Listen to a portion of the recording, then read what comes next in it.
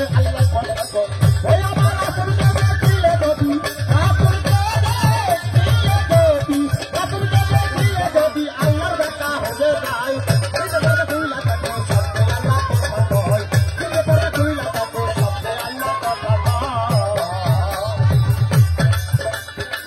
৭০,০০০ খরচা দিয়ে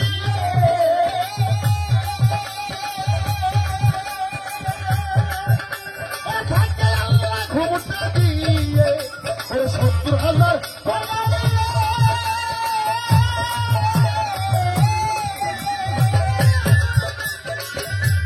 থাকে আল্লাহ ক্ষমতা দিয়ে আর তোর যত ইবলিস চাইয়া পহরা দেয় সবসময় নিমের কথা খুললে দেখো আল্লাহ কথা কয় নিমের কথা খুললে দেখো সামনে আল্লাহ কথা কয় ওই আমার রাসূল দেবে দিলে যদি রাসূল দেবে দিলে যদি রাসূল দেবে দিলে যদি আল্লাহ বেটা হয়ে যায় নিমের কথা খুললে দেখো সামনে আল্লাহ কথা কয় নিমের কথা খুললে দেখো সামনে আল্লাহ কথা কয় জিবরাইল একদিন দেখতে গেল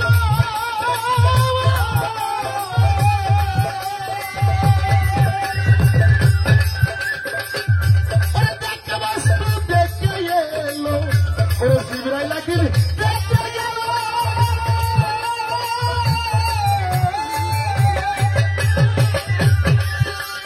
দেখতে বস্তু দেখে এলো আর বেলায় গোপনে রইল বলতে গেলে সেরে খয় নিজের কথা খুইলে আল্লাহ কথা কয় নিজের কথা খুইলে দেখো আল্লাহ কথা কয় আমার রাসূল দেবে দিলে যদি রাসূল দেবে দিলে যদি রাসূল দেবে দিলে যদি আমার বেটা হয়ে যায় নিজের কথা খুইলে দেখো আল্লাহ কথা কয় নিজের কথা খুইলে দেখো আল্লাহ কথা কয় জিবরাইল একদিন দেখতে গেল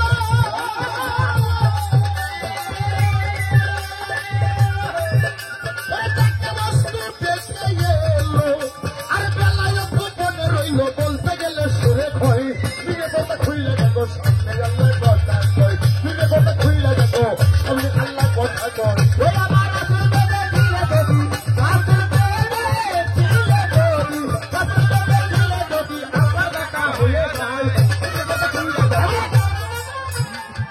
একটা নতুন প্রশ্ন আমি কোন শিল্পীকে করি নাই তোমার নবুয়তের যদি এত শক্তি থাকে তুমি এবার কইবা নবী যখন মেহরাজে যায় চতুর্থ আসমান যখন ভেদ করে এমন একটা শিকারি একটা তীর মারল তোমার নবী পোরাক সহ ঠাস করে জমিনের মধ্যে বসে গেছে। আমার জিজ্ঞাস যে নবী আঙ্গুল আলোক করলে সূর্য দুভাগ হয়ে দুই পাহাড়ে পড়ে যায় সেই নবীকে চতুর্থ আসমানে জমিন থেকে কোন শিকারী একটা তীর মারল সে বোরাক সহ ঠাস করে জমিনের মধ্যে বইরে গেল সেদিন তোমার নবুয়তের পাওয়ার কোথায় গেছে? আর তীরটা মারার সঙ্গে নবী বোরাক সহ পড়ে গেল দুইটা কবরের মাঝখানে একটা কবরের মূর্তি ছিল তিনটে নবুয়তের মালিক আর একটা কবরের মূর্তি ছিল দুইটা নবুয়তের মালিক। আমার প্রশ্ন এই মূর্তি দুইটা কেটা আর নবীকে মেহরাজে যাওয়ার সময় তীর মারে জমিনে ঠাস করে ফেলে দিল তোমার নবুয়তের শক্তি সেদিন কোথায় গেছে?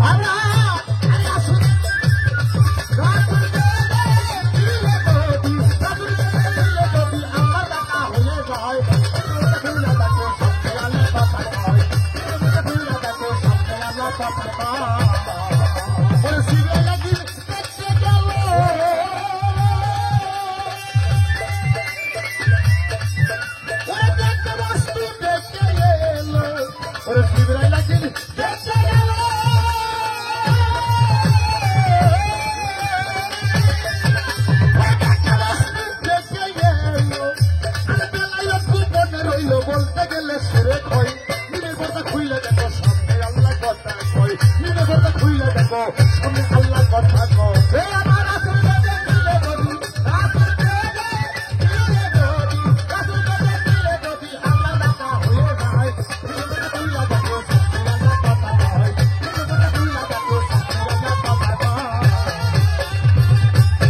আছে কোরআন হাদিসের বাহিরে যেগুলো গান, কোরআন হাদিসের প্রিয় মুর্শিদের বাহিরে যেগুলো গান, এগুলো গান যারা গায় এই শালাশালিরা তো হারাম, যারা করায় এই শালারাও হারাম।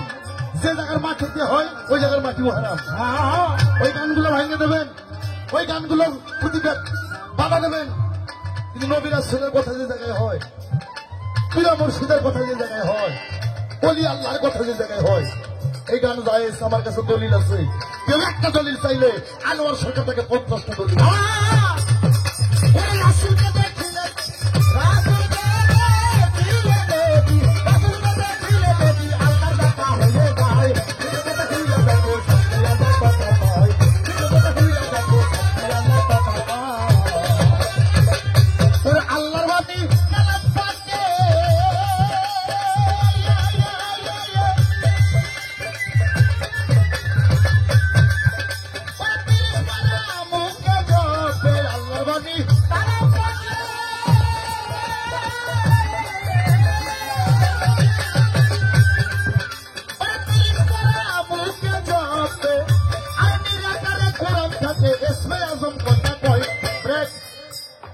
প্রতিদিন মুমিনের ঘরে কোরআন আছে না? আছে।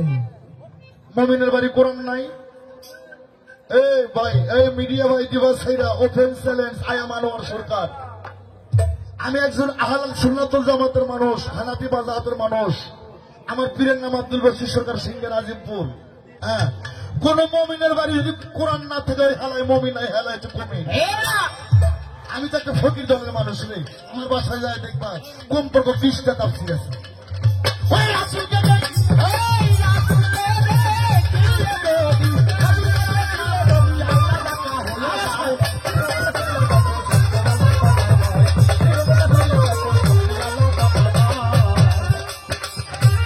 হাসান মিয়া